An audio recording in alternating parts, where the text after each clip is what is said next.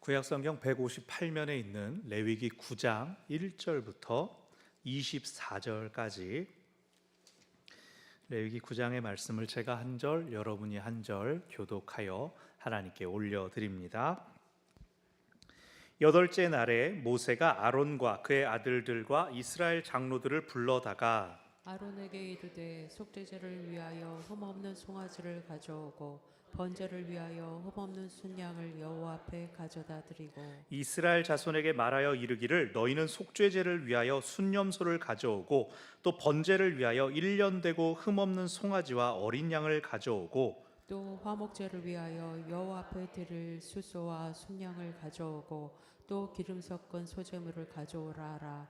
오늘 여호와께서 너희에게 나타나실 것임이라 하매 그들이 모세가 명령한 모든 것을 회막 앞으로 가져오고 온 회중이 나와 여호와 앞에 선지라. 모세가 이르되 이는 여호와께서 너희에게 하라고 명령하신 것이니 여호와의 영광이 너희에게 나타나리라. 모세가 또 아론에게 이르되 너는 제단에 나아가 네 속죄제와 네 번제를 드려서 너를 위하여 백성을 위하여 속죄하고 또 백성의 예물을 드려서 그들을 위하여 속죄하되 여호와의 명령대로 하라. 이에 아론이 제단에 나아가 자기를 위한 속죄제 송아지를 잡으며 아론의 아들들이 그 피를 아론에게 가져오니 아론이 손가락으로 그 피를 찍어 제단 뿔들에 바르고 그 피는 제단 밑에 쏟고 그 속죄제물의 기름과 콩팥과 간 거풀을 제단 위에서 불사르니 여호와께서 모세에게 명령하신과 같았고 그 고기와 가죽은 진영 밖에서 불사르니라. 아론이 또 번제물을 잡음에 아론의 아들들이 그 피를 그에게로 가져오니 그가 그 피를 제단 사방에 뿌리고 그들이 또 번제의 제물 곧 그의 각과 머리를 그에게로 가져오매 그가 제단 위에서 불사르고 또 내장과 정강이는 씻어서 단 위에 있는 번제물 위에서 불사르니라. 그가 또 백성의 예물을 드리되 곧 백성을 위한 속죄제의 염소를 가져다가 잡아 전과 같이 죄를 위하여 드리고 또 번제물을 드리되 규례대로 드리고 또 소제를 드리되 그 중에서 그의 손에 한 움큼을 채워서 아침 번제물에 더하여 제단 위에서 불사르고 또 백성을 위하는 화목제물의 수소와 순양을 잡음에 아론의 아들들이 그 피를 그에게로 가져오니 그가 제단 사방에 뿌리고 그들이 또 숫소와 순양의 기름과 기름진 꼬리와 내장에 덮인 것과 콩팥과 간 거풀을 아론에게로 가져다가 그 기름을 가슴들 위에 놓음에 아론이 그 기름을 제단 위에서 불사르고 가슴들과 오른쪽 뒷다리를 그가 여호와 앞에 요제로 흔드니 모세가 명령한 것과 같았더라. 아론이 백성을 향하여 손을 들어 축복함으로 속죄제와 번제와 화목제를 마치고 내려오니라. 모세와 아론이 회막에 들어갔다가 나와서 백성에게 축복하며 여호와의 영광이 온 백성에게 나타나며 불이 여호와 앞에서 나와 제단 위에 번제물과 기름을 사른지라. 온 백성이 이를 보고 소리 지르며 엎드렸더라. 아멘. 태어나서 자라나는 아기들에게는 매일 매 순간이 놀라움의 연속입니다. 다 처음 경험하는 것이기 때문이죠. 입에 막 신기하면 이렇게 보다가 이제 맛도 보기도 하고 자기 손가락도 신기해서 막 빨아보고 저희 애기들도 어렸을 때 자기 발가락이 신기해서 이 발가락을 입에까지 가져와가지고 빨아먹었던 기억이 있습니다. 또 손으로 만지는 것, 귀에 들리는 그 모든 것들이 다 아이들에게 이제 깜짝깜짝 눈을 동그랗게 뜨게 만드는 일들이죠. 가끔 이제 아기들이 우리 아기 뭐 처음 먹는 날 이러면서 뭐 레몬도 먹이기도 하고 뭐 과자도 주기도 하는 그런 영상들이 있는데 제가 본 중에 잊혀지지 않는 게 아이스크림 처음 먹어보는 아기의 반응입니다. 우리나라 부모 같으면 아이스크림 안 줄 텐데 외국에서 이제 아기한테 소프트 아이스크림을 준 거예요. 애가 처음엔 만지니까 차갑네, 뭉개지네 하는데 입에 넣어보니까 이러면서 우와 한순간에 입에 꾸겨 넣는 그 모습이 애가 막 거의 뭐 정신을 잃을 정도로 깜짝 놀랐습니다. 한편 아기는 아기인데 뭘 해도 뭐 심드렁하고 그냥 놀고 나서 장난감 정리해놓고 혼자 침대에서 내려오고 이런 아기들 보면 뭐라고 하는지 아세요? 인생 2회차라고 부르죠. 뭘 해도 신기하고 놀라는 게 없이 쟤 전에 해봤나? 전에 인생 한번 살고 다시 태어났나? 다 알고 있나? 그렇게 부르죠. 무엇이든 누구든 첫 순간이 있습니다. 처음으로 경험하는 순간이 있습니다. 겪어보지 않은 것에 대한 막연한 두려움, 그러면서 또 설렘과 기대가 누구에게나 있습니다. 오늘 본문은 이제 아론이 처음으로 맞닥뜨리는 일을 보여줍니다. 근데 이게 아론이 처음 아이스크림을 먹어본다 뭐 이 정도의 일이 아닙니다. 하나님과 사람들 사이 중개자의 역할로 서는 것을 처음으로 합니다. 물론 이 앞에 우리가 지난주에 살펴본 위임식 본문을 통해서 아론이 하나님 앞에 제사를 드리는 것 자체는 해보았습니다. 겪어봤지만 백성의 영적 대표로서 속죄제를 드리고 또 죄 사함을 선포하는 것, 또 백성들을 향하여 하나님의 대언자로서 축복하는 것은 다시는 겪어보지 못할 첫 한 번의 경험이죠. 오늘 말씀을 통하여 이 첫 제사를 하나님께 올려드리는 아론, 또 그에 대한 하나님의 응답, 반응을 살펴보고 또 이 가운데 우리에게 주시는 은혜를 발견하게 되기를 바랍니다. 아멘. 지난주에 살펴본 8장은 아론의 대제사장 위임식이었습니다. 위임식이 됐을 때 시작하고 7일 동안 계속 위임식이 진행되었으며 아론과 아들은 그 기간 동안 성막 안에서 매일 드리는 하나님께 드리는 제사를 드리며 성막 안에서 제물을 먹으며 하나님과 함께 머물러 있었습니다. 그 일주일을 마치고 이제 성막 밖으로 백성들 가운데 모습을 드러냅니다. 공적인 자리에 서는 것은 하나님께서 지난 일주일 동안 그들과 함께 하시며 그들을 인정해 주셨다라고 공표하는 것입니다. 하나님께서 아론과 아들들을 제사장으로, 대제사장으로 받아주셨으니 이제 백성들은 하나님께서 인정해 주신 이 사람들을 통해 제사 드리면 됩니다. 그래서 이제 오늘 첫 제사가 하나님 앞에 드려집니다. 1절을 보면 1절에 여덟째 날 위임식의 7일을 마친 다음 날이죠. 이제 성소가 본격적으로 새롭게 임명된 대제사장과 함께 돌아가게 될 겁니다. 그럴 때에 모세가 이스라엘 장로들도 소집을 했습니다. 장로들이라고 하지만 아마 온 백성을 대상으로 했을 것이고, 이 백성들은 일주일 전 위임식이 처음 시작하는 날에 모였다가 금방 흩어졌을 것입니다. 그 안에서 이루어지는 일은 볼 수도 없고 들어서 할 수 없고 참견할 수가 없으니까. 그리고 이제 회중들 앞에 제사장들이 하나님으로부터 인준받았다라고 하는 것을 공포함과 동시에 회중들을 위한 속죄제를 드리기 위해서 모이도록 했을 것입니다. 이제 이 아론 대제사장이 여러분을 위하여 제사를 드릴 것입니다. 그러니 모이시오라고 모세가 소집을 했죠. 그래서 아직은 모세가 아론을 위한 하나님의 대리자의 역할을 하고 있습니다. 2절 아론에게 속죄제를 위한 숫송아지, 번제를 위한 순양을 가져와서 드려라 라고 합니다. 이것은 대제사장 본인을 위한 제사입니다. 이미 위임식을 통해서 첫날에도 그 제사장을 위한 제사를 드렸고 매일의 상 번제를 드렸지만 다시 속죄제를 드리라 라고 지금 모세가 지시하고 있습니다. 여기 속죄제가 그러면 그 일주일 동안 성막 안에 있다가 거룩한 장소에 있다가 딱 나온 순간 바깥 공기를 쐬면서 헉 하고 무슨 죄를 지었는가, 무슨 소독 들어가면서 소독하고 나오면서 손 소독하고 그랬던 그때처럼 그런 뜻이 아니라 그만큼 사람에게는 죄성의 뿌리가 깊기 때문에 아주 절대적이고 엄격한 속죄와 죄 사함이 필요하다라는 것을 보여주는 것입니다. 습관적인 죄, 반복적인 죄, 이런 말들이 있죠. 내 안에서 잘 끊어지지 않는 나의 약한 부분들, 내가 가장 잘 아는 부분이 있을 겁니다. 20세기 말에 돌았던 되게 오래된 유머가 있습니다. 여러분 아마 들어보셨을 거예요.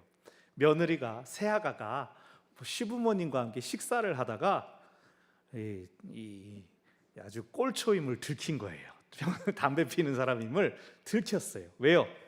고추를 먹고 씨를 털어서. 잘 담배를 안 피우시니 잘 모르시는 고추를 먹고 항상 먹으면 되는데 먹고 씨 털고 이렇게 재 털듯이 탁탁탁 어머머머 깜짝 놀라가지고 된장에다가 이렇게 비벼 꺼내라고 사람들이 빼박이라고 그랬던 유머가 있습니다. 거룩하신 여러분께 제가 이런 함부로 보십시오. 습관적인 죄는 자신을 완전히 바꾸는 노력을 하지 않으면 잘 고쳐지지 않는다는 거예요. 더군다나 요즘 오늘날에 모럴 해저드라고 하는 이 도덕적인 해이가 얼마나 심각합니까? 법을 만드는 그 한 사람 한 사람이 입법기관이라고 하는 그 국회의원들 가운데 폭력, 음주운전, 사기 뭐 이런 전과들이 있습니다. 이렇게 받아서 보면은 야 이거 참 그럴 생각이 있어요. 성범죄 전력을 가진 사람들이 연예인들이 이제 다시 복귀를 해서 내가 이제는 연기력으로 승부하겠다, 음악성으로 승부하겠다 그러고 있습니다. TV나 유튜브에 보면 이제 그런 사람들이 나와서 막 화려한 걸 뽐내고 자랑하니 그걸 보는 아이들이 괜찮은가 보다, 그 정도는 괜찮은가 보다 그러면서 옳고 그름에 대한 기준이 온전히 서지 못합니다. 사랑하는 여러분, 믿는 사람들인 우리는 죄를 짓지 않으면 제일 좋으니까 일단은 최대한 죄를 짓지 않도록 노력합시다. 그런데 인간이 가진 약함 때문에 우리도 넘어지고 비틀거릴 때가 있습니다. 그럴 때 최소한 우리의 약함과 부끄러움에 대해서 우리 스스로가 부끄러워할 줄 알았으면 좋겠습니다. 아이고 이거 내가 잘못했다, 이거 내가 그러면 안 되는 거였는데 그래야지, 내가 다시는 안 그래야지, 내가 정신 차려야지 그래야 되지 않습니까? 제가 전에도 말씀드렸지만 저도 가끔 여기 우성 사거리 새벽에 막 조금 늦잠 자고 그랬을 때는 빨간불 때도 이제 건널 때가 있습니다. 제 작년에는 저는 절대 안 그럽니다 그랬는데 가끔 늦잠 자고 하니까 막 빨간불도 막 빨리 건너요. 근데 애들이 있을 때 낮이나 저녁 시간이 되면은 그냥 이렇게 서 있어요. 사소하더라도 이것은 사회적인 약속이다라는 것을 친하는 애들한테 보여줘야 된다는 책임감이 있기 때문에요. 믿지 않는 사람들에게 들으면 제일 힘든 말이 있습니다. 우리 다 똑같을 겁니다. 믿지 않는 사람들이 우리들 보고 이렇게 말할 때 제일 힘들지 않습니까? 야, 예수 믿어도 죄 짓고 사는 거 똑같지 않냐? 사는 거 다 똑같더라, 뭐 별거 없더라, 일요일날 교회 가는 거 말고 뭐가 다르냐? 저는 그런 말을 들으면 막 약이 바짝바짝 오르고 부끄럽고 막 두 가지 감정이 있습니다. 제가 12.7 광화문에서 오후에 예배를 드리지 않았습니까? 그걸 보면서 제일 속상했던 게 뭐냐면 뭐 차별금지법이고 동성애 반대고 다 중요한 문제죠. 기도해야 하죠. 그런데 그런 방식에 세상에서 쓰이는 방식, 모여서 세를 과시하는 방식이 쓰였다는 게 너무나 속상했습니다. 모여서 혐오의 언어를 쏟아내고 사회를 배척하는 모습을 그냥 공개적으로 드러냈다는 겁니다. 그걸 또 종교개혁주일에다 날짜를 맞춰놨죠. 그 타이틀이 뭐였는지 아십니까? 바알에게 무릎 꿇지 않은 200만 명 모여라 일어났습니다. 여러분, 근데 종교개혁자들이나 바알에게 무릎 꿇지 않았던 성경에서 7천 명은 그 당시에는 소수였던 사람들이었습니다. 종교개혁가들, 루터, 생명의 위협을 느끼며 쫓겨서 비텐베르크 성에 숨어서 신약 성경을 독일어로 번역하고 있었습니다. 칼뱅, 성경적 가치를 가지고 그 제네바를 하나님의 나라로 만들어 보겠다라고 통치하다가 못 견딘 사람들이 그를 도시에서 추방했습니다. 치빙글리, 카톨릭 세력들이 군대를 끌고 와서 성을 공격하는 것을 방어하기 위해 나갔다가 전사했습니다. 그 시신을 사람들이 훼손하고 오물에다 던져버렸습니다. 추종자들이 그의 시신을 가지고 장례 지내기 못하게 하려고. 얀 후스, 이 칼빈과 루터보다 100년 전 사람이었습니다. 이 사람 카톨릭에 의해서 화형당했습니다. 어디 큰 광장을 막고 우리는 이만큼이다 과시한 게 어디 종교개혁이었습니까? 게다가 거기 모인 사람들이 바알에게 무릎 꿇지 않은 사람들이라면 개신교인 900만 명 중에서 나머지는 무릎 꿇었다는 거예요? 세상에 이런 갈라치기가 어디 있어요? 누가 감히 주님의 몸을 정죄하고 판단하며 욕먹이고 있냐는 겁니다. 예수님께서 유월절 인파를 동원해가지고 야 이거 예루살렘 성에 예수님한테 호산나 호산나 부르니까 이걸 데리고 뭘 해? 예수님 그러지 않았잖아요. 그 인파들이 일주일 만에 다 돌이켜서 십자가에 못 박아라 모욕과 저주를 받으면서 제자들도 도망가고 혼자 십자가를 지셨습니다. 뉴스 다 보셨잖아요. 경찰 추산 10만 20만 명 하고 있고, 그냥 사진을 비교해도 서울광장에 모여있는 사람 2002년도에 월드컵보다도 더 적어 보이는데 야 100만 명이 모였는데 질서 정연하고 쓰레기도 없었다, 그걸 막 기사로 올리고 있어요. 그게 뭐 자랑입니까? 주변의 카페들은 화장실 이용할게요 사람들이 계속 들어와가지고 점심때부터 가게 문 닫아버리고 쓰레기 그 카페에다 버리고 지하철 쓰레기통 차고 넘치고, 차라리 경제 회복을 위한 기도회, 세계 평화와 사회 정의 구현을 위한 기도회, 그랬으면 세상에서 박수라도 보냈을 거예요. 덕이라도 됐을 거예요. 아무리 옳은 말이라도 옳은 방법을 사용해야 옳게 들리는 것이죠. 예수님이 죄인들 정죄하셨습니까? 불쌍히 여기시고 자신을 내어주시지 않았습니까? 우리가 죄인 아니라고 만족하고 그걸 자랑할 것이 아니라 죄인을 불쌍히 여기고 또 우리의 연약한 모습을 부끄러워할 줄 알아야 합니다. 다시 말씀으로 가서 2절, 모세가 아론에게 속죄제와 번제 제물을 가져오게 했고 3절 4절에서는 이스라엘 자손들을 향하여 속죄제, 번제, 화목제를 위한 제물을 가져오라라고 합니다. 속죄 제물로는 순념소, 번제 제물은 송아지와 양, 그리고 화목 제물은 4절에 숫소와 순양, 소제물들, 곡식을 가져와라라고 합니다. 근데 여러분 기억나십니까? 4장에서 보면 회중들의 죄를 대속할 때에는 송아지를 써야 되는데 여기서 순념소가 나오고 있어요. 아마 16장에 나오는 대속죄일, 1년 중에 이스라엘 모든 죄를 이 사함을 속죄제를 드리는 순념소, 그때 순념소가 2마리가 사용되는데 그것이 여기에 반영되었을 수도 있고요. 근데 중요한 것은 이제 제물의 내용보다는 4절 끝에 나오는 문장입니다. 오늘 여호와께서 너희에게 나타나실 것임이니라. 하나님께서 너희의 제물을 기쁘게 받으실 것이다, 이 정도로 말하는 게 아니라 하나님이 나타나실 것이다 라고 말합니다. 그것은 다른 어떤 신이 흉내낼 수 없는, 다른 우상이나 이방의 헛된 신들이 흉내낼 수 없는 하나님의 특별한 선물이 그들을 위하여 예고되었다는 것입니다.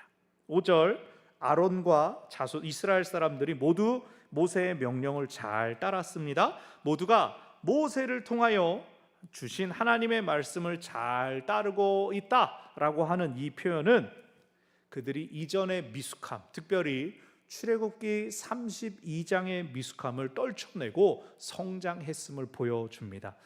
출애굽기 32장이 뭐 나게요? 금으로 송아지를 만들고 그 앞에 예배했었잖아요. 근데 이제는 그러지 않다는 거예요. 모세의 말을 잘 따르고 있어요. 6절에서 모세가 다시 말합니다. 이거 여호와께서 너희에게 하라고 명령하신 것이다. 그것을 너희가 잘 지키면 여호와의 영광이 너희에게 나타나리라. 계속 막 예고편이 나옵니다. 말씀에 순종하는 자들은 여호와의 영광을 보게 될 것입니다. 말씀에 순종한다는 것은 자기 뜻을 내세우는 것이 아니라, 자기 주장을 내세우는 것이 아니라 마음을 비웠다라는 뜻입니다. 마치 예수님의 산상수훈에서 마음이 청결한 자가 하나님을 볼 것이다 라고 하신 그 말씀과 같습니다. 진심으로 전심으로 순종하는 자들이 하나님을 보게 될 것입니다. 자, 그래서 7절부터 14절까지는 아론이 자신을 위하여 제사장의 그 제물을 드리는 내용이고, 15절부터 21절까지는 아론이 백성들을 위하여 제물을 드리는 내용입니다. 절차는 이미 앞에 살펴봤던 그 내용들의 반복입니다. 그냥 몇 가지만. 9절과 12절을 보면 이제 9절, 아론의 아들들이 피를 아론에게 가져왔다. 그래서 아론을 도와주는 모습이 나타납니다. 짐승을 받고 그 피를 그릇에 받는 것, 송아지 같은 큰 짐승은 제사장 혼자 하기 힘들었겠죠. 그래서 그런 것들을 아들들이 잘 도와줬고, 10절 끝에 보면 여호와께서 모세에게 명령하심과 같이 모든 절차들이 행해졌다라고 합니다. 그러니까 아론도 하나님의 말씀을 잘 지키며 시킨 대로 제사하고 있다라고 합니다. 근데 9절을 보면 제단 뿔들에다가 피를 바르는데 생각나십니까? 속죄제에 대한 규정 4장에 보면 대제사장을 위한 속죄에는 지성소 안에다가도 피를 뿌리게 되어 있습니다. 대제사장의 죄는 성소 안에까지 영향을 미치기 때문에 성소 안에 성구까지도 이 속죄를 해야 되는데 여기서 하지 않습니다. 그래서 앞에 말씀드린 것처럼 아론이 지금 잠깐 일주일 만에 나오자마자 죄를 지어서 속죄제를 드리는 것이 아니기 때문에 성물에 부정이 끼치지 않았다. 성물의 이 죄사함 속죄를 할 필요가 없다라는 뜻입니다. 그리고 그 이후 15절부터 백성들을 위한 속죄제, 번제, 화목제도 쭉쭉쭉 잘 드려져서 점프해서 21절을 보면 21절 그가 여호와 앞에 요제로 흔드니 모세가 명령한 것과 같았더라. 모세가 명령했지만 모세가 하나님의 말씀을 가르쳐 준 대로 다 되었다라고 합니다. 여기 가슴들과 오른쪽 뒷다리는 제사장들의 몫이 될 겁니다. 그리고 나머지 부위들, 여기 드러나지 않은 남은 부위들은 백성들을 위한 화목 제물이 됩니다. 백성들의 잔치를 벌이는 시간이죠. 그래서 오늘 아론이 드린 이 첫 제사는 온 백성들이 하나님과 화목하게 된 것을 기뻐하는 축제와 같은 예배였습니다. 이제 마지막 단락인 22절부터 24절이 중요합니다. 22절 제사를 드린 후에 아론이 손을 들어서 백성들을 축복합니다. 우리 총회 헌법에도 보면 목사의 직무로 설교하는 것, 성례를 집례하는 것, 또 축복하는 것, 성도들을 축복하는 것, 또 치리로 다스리는 것, 이 네 가지가 목사의 직무라고 나와 있습니다. 물론 오늘날 목사가 이 성경에 나오는 제사장이나 사제와 같진 않죠. 오늘날은 우리 모두가 제사장이고 예배자입니다. 그럼 오늘 본문에서 아론이 백성들을 축복하는 걸 어떻게 적용할 수 있을까요? 예배를 통하여 우리가 하나님의 임재를 경험했다면 이 축복을 통하여 계속 하나님의 역사를 사모해야 한다는 것입니다. 예배의 축도가 자 이제 다 끝났어요. 잠깐만 눈 감으세요. 우리 주 예수 그리스도 이렇게 예배가 끝나는 것이 아니라 예배의 축도는 말씀을 기억하고 예배에 임하신 그 하나님을 기억하며 우리의 세상 삶에 나가서도 잘 사세요라고 그렇게 말 그대로 축복하고 권면하는 것입니다. 이 권면, 축복, 기원 여러 가지 표현을 쓰는데 축도는 기도가 아닙니다. 제가 옛날에 한번 말씀드렸지만 축도는 기도가 아니에요. 외국에서는 이 축도 베네딕션이라고 하는 이 시간에 다 눈을 뜹니다. 목사님들이 성도들을 눈을 보면서 이 얘기를 해요. 막 이렇게 하지도 않고 이렇게 하고 손을 이렇게 하고 여러분 이제 말씀 잘 기억하며 나가시는 삶에서 하나님께서 함께 하시기를 바랍니다. 그러면 성도들이 목사님도요 아멘 그냥 이러고 맙니다. 그거에 격려, 응원이에요. 세상에서 잘 사세요. 어떻게 해야 잘 삽니까?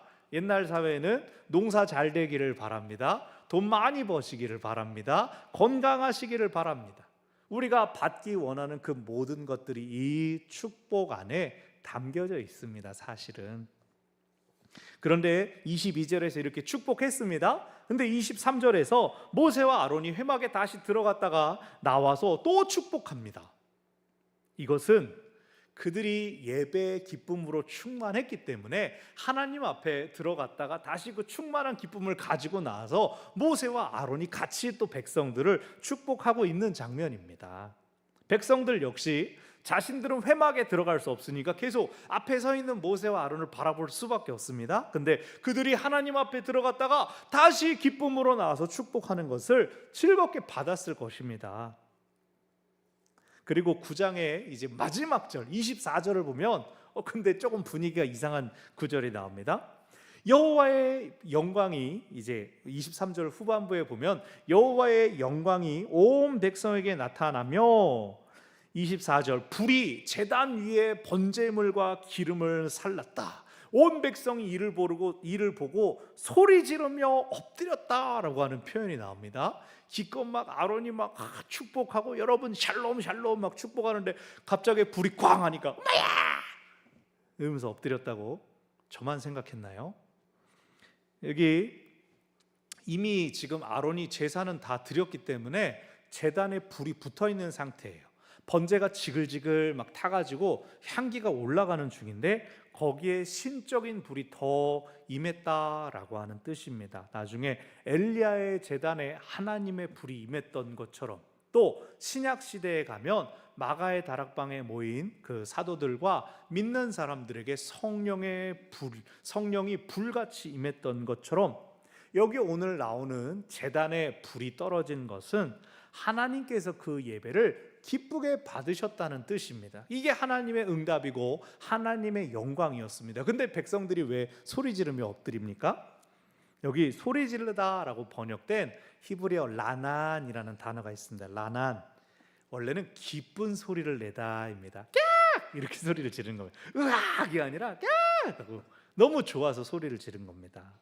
그리고 엎드렸다라고 하는 것은 경배하는 모습입니다. 그 하나님의 불, 하나님의 영광이 우리 눈에 보이다니 너무나 감격하여서 아이고 할렐루야, 아이고 아멘입니다 그러면서 성소 안에 하나님의 영광이 갇혀 있었던 것이 아니라 이 진영에 있는 백성들에게 드러났고 나타남을 백성들이 보고 기뻐함으로 경배하는 그러한 장면이라고 할 수 있습니다.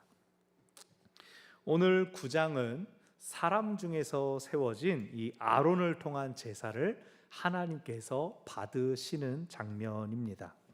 자, 여러분 모세를 한번 먼저 생각해 봐요. 모세는 부모가 100일 동안 숨겨놓고 키웠어요. 나중에 어쩔 수 없어서 강에다 바구니에 태워서 보냈고 우연히 이집트 공주가 건져다가 왕궁에서 교육받으면서 자라났습니다. 그런데 살인자가 되어서 도망쳐야 했죠. 또 수많은 시간이 흐른 뒤에 하나님께서 불타는 떨기나무에서 그를 부르시고 사명을 주셨습니다. 여러 가지 영웅적으로 준비되고 훈련받는 시간들이 있었습니다. 근데 아론은 어때요? 아론 어떻습니까? 모세가 아까 말씀드린 출애굽기 32장, 모세가 아론에게 부탁을 했단 말이에요. 내가 올라간 동안 이 백성들을 잘 부탁합니다. 아론에게 부탁하고 올라갔는데 백성들이 이거 모세는 죽었는지 살았는지도 모르니 당신이 우리를 위한 신을 만들어 주소. 그랬을 때 아론이 자기 손으로 송아지를 만들었습니다. 금패물 다 가져와 보세요. 자기가 열심히 만들어가지고 자 이게 여호와입니다. 자기가 신을 소개했습니다.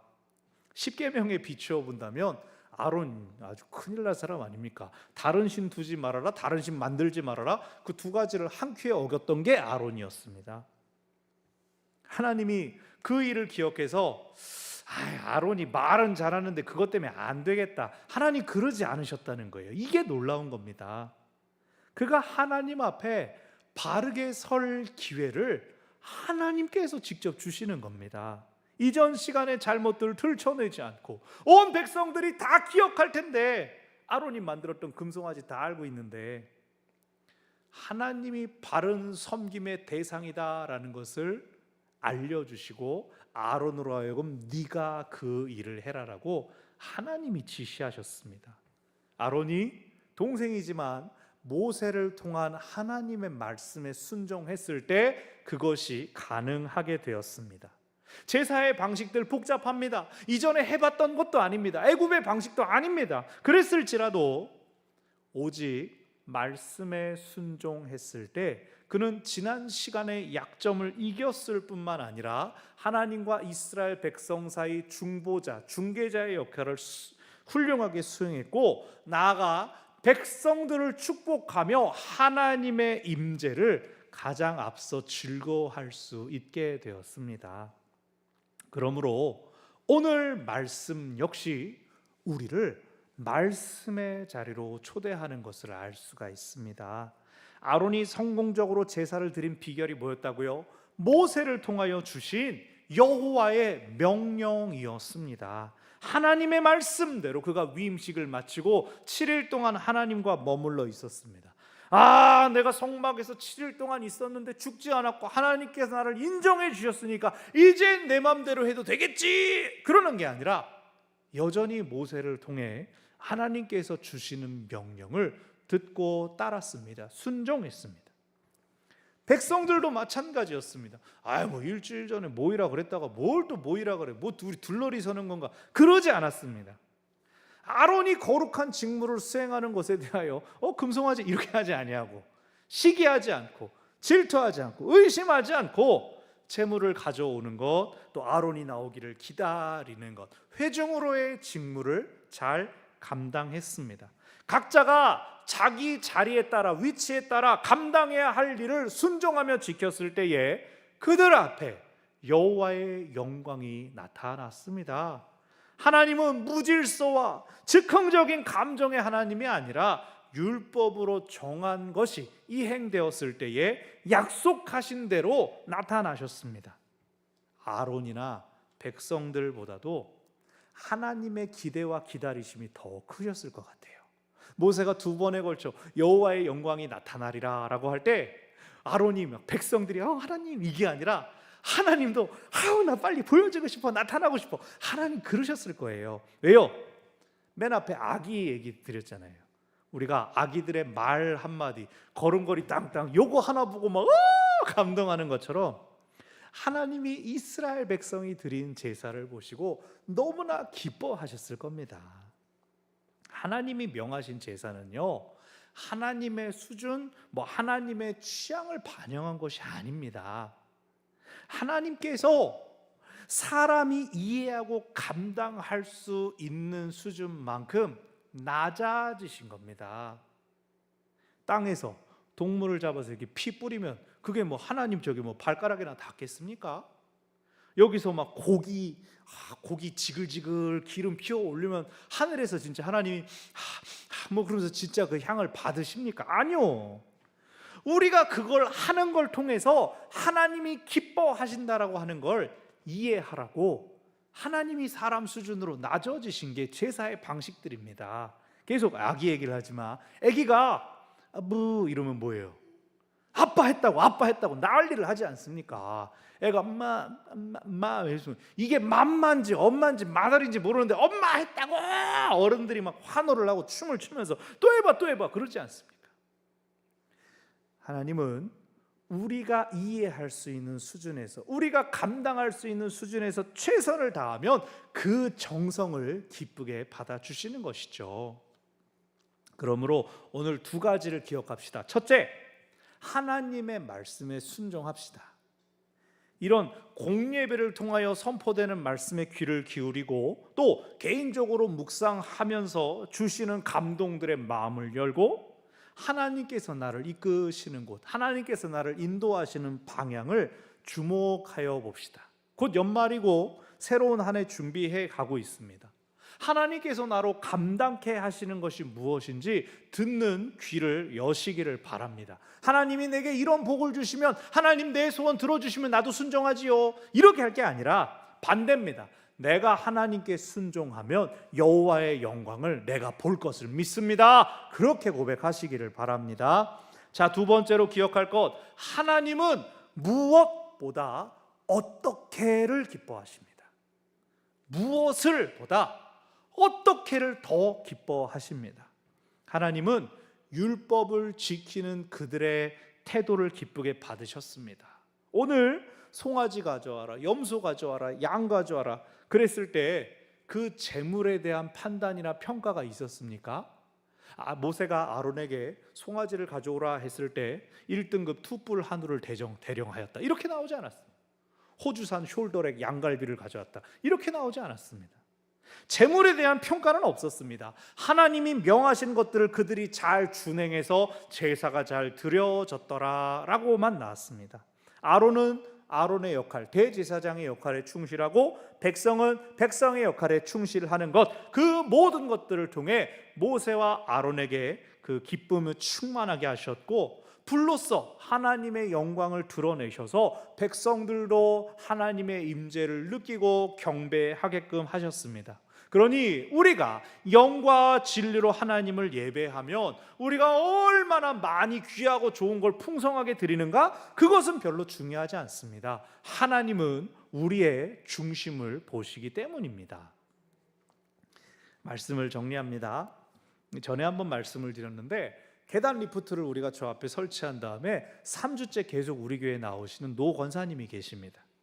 이분이 오실 때마다 이제 저는 아유 오셨어요 이러고 인사하는데, 오실 때마다 인사 한마디 한마디가 이래요. 아유 내가 헌금을 많이 못해서 미안해요. 그러더니 지난주에는 아유 그거 내가 타도 되는 건지 모르겠어요 미안해요 이래요.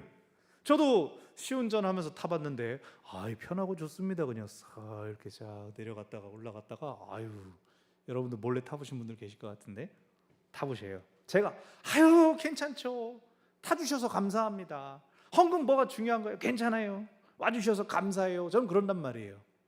여러분 근데 그 권사님이 예배하러 오는 그 모습을 보는 하나님은 오죽하시겠느냐고요. 80이 넘어서 신동아에서부터 여기까지 걸어오시는 그분이 그 평생 신실하게 하나님을 바라보고 예배하신 모습을 쭉 지켜보고 알고 계시는 그 하나님께서 엘리베이터 있는 교회, 댁 근처에 갈 만한 교회 찾고 찾다가 우리 교회에 오게 하신 줄로 믿습니다. 우리 중에서도 다 그렇잖아요. 할 수 있는 대로 기도에 힘쓰면서 말씀에 귀 기울이는 성도들이 다 계시잖아요. 하나님께서 우리에게 생명의 말씀을 주실 뿐만 아니라 우리를 생명의 길로 인도하십니다. 하나님을 바라며 하나님께 소망을 두고 하나님을 따르는 이들에게 여호와의 영광이 나타날 것입니다. 그것을 함께 경험하는 우리 모두가 되기를 바랍니다.